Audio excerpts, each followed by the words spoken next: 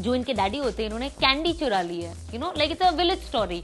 मैंने कहा ओके, और जो मैंने रिएक्शन दिया मेरे तो आप कर रही हो वैसे तो आने वाले प्रोजेक्ट्स आपके क्या होंगे? हमने सुना है टॉम डिक एंड हैरी में भी आप जी, काम कर रहे हो। Tom Dick and Harry Returns में भी मैं काम कर रही हूँ, and of course it's a comedy film, it's not an erotic thriller, so I am very happy that at the same time मैं एक दो डिफरेंट जॉनर कर रही हूँ।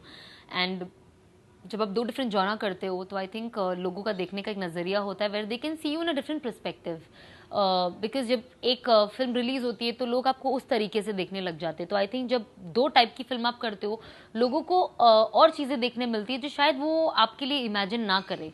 सो I think I am very happy that I am doing comedy because I love doing comedy, and we are अभी हमारा एक ही schedule हुआ है, सो अभी नेक्स्ट स्केड्यूल स्टार्ट होने वाला है and I am looking forward, and I think it's a total learning process for me in all the films.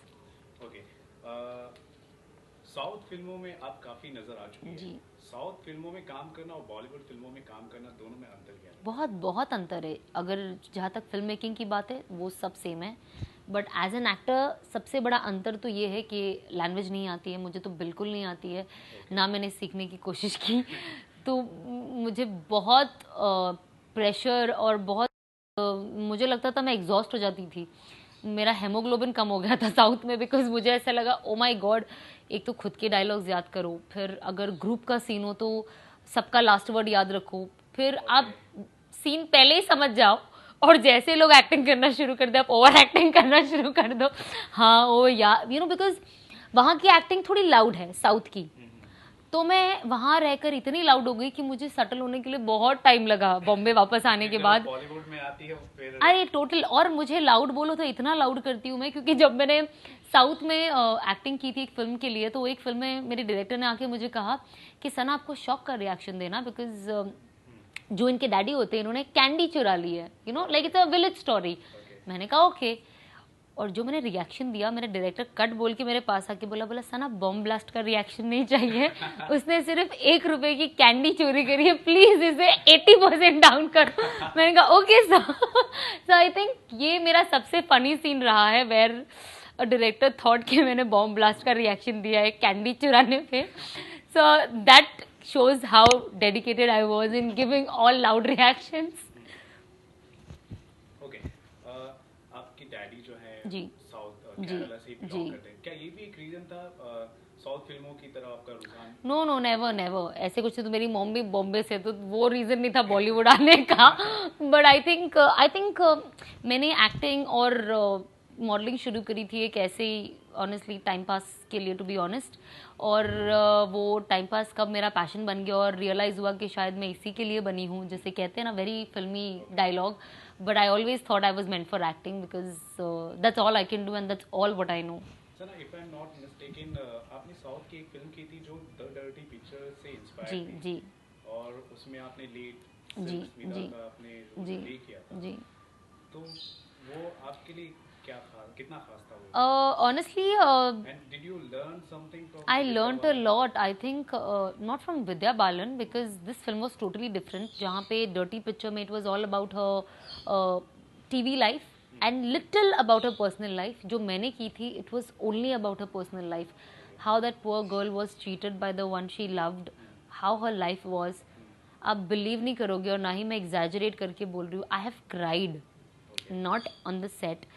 But when I used to come back home and I used to work 12 hours, 14 hours a day, you can say 18 hours a day also, and when I realized what this life of this girl was, I was like यार उस time पे मेरे अंदर एक ऐसे feeling आती थी कि अगर ये लाइफ है तो मुझे नहीं बनना है एक्ट्रेस, यू नो, एक वो फीलिंग आ जाती है आपको।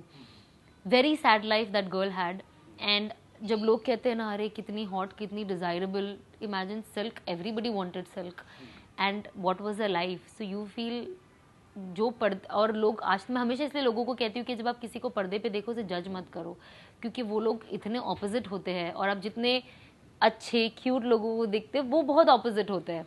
सो आई थिंक आप देख के किसी को जज नहीं कर सकते, स्पेशली एंटरटेनमेंट में, बिकॉज यू नेवर नो कि किसका लाइफ कैसा है। And with Silk's life I only understood one thing, that things are not that glossy when you see people who are glossy on screen. मतलब I think it was a very disturbing film for me, to be honest. Salman ने वजह तुम हो की trailer देखा है उन्होंने, या और उनका कुछ रिएक्शन भी आया था?